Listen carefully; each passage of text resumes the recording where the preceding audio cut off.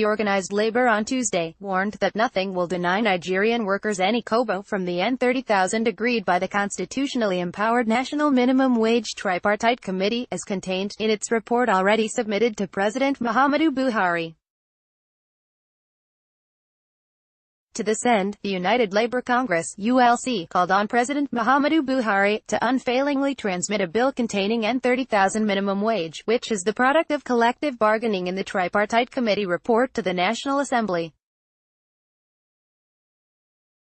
Following the approval of N27,000 by the National Council of State as the new national minimum wage on Tuesday, the ULC and the Trade Union Congress (TUC) swiftly rejected the figure, saying that the Council of State lacks the constitutional power to approve or recommend minimum wage. ULC President, Comrade Joe Ajaero, says the Council of State might have been playing their advisory role, thus only advising President Buhari and not recommending a minimum wage. Comrade Ajaero said the Council of State has no legal power to approve or recommend minimum wage. Speaking with the Tribune, the ULC president said, "The Council of State does not have any constitutional power to approve or recommend minimum wage. So, if the Council of State is talking about N27,000 or N30,000, they are just being advisory. The Council of State cannot recommend minimum wage. So, we are still expecting Mr. President to transmit the product of the collective bargaining in the Tripartite Committee report to the National Assembly tomorrow." He added, "There is nothing to be done to deny Nigerian workers any kobo from the N30,000 agreed by the Tripartite group. Maybe the Council of State advised him.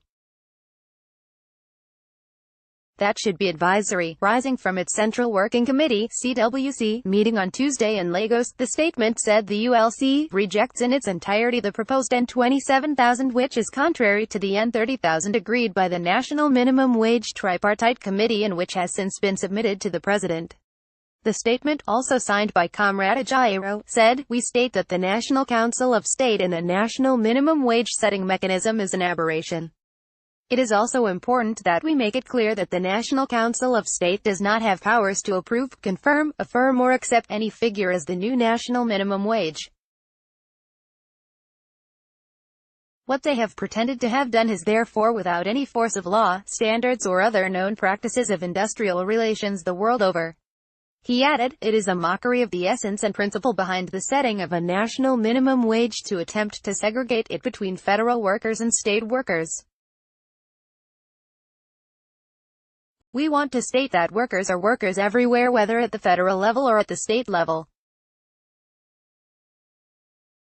They all have the same challenges, go to the same market, same schools and much more. They suffer the same fate. You cannot, therefore, pay them differently."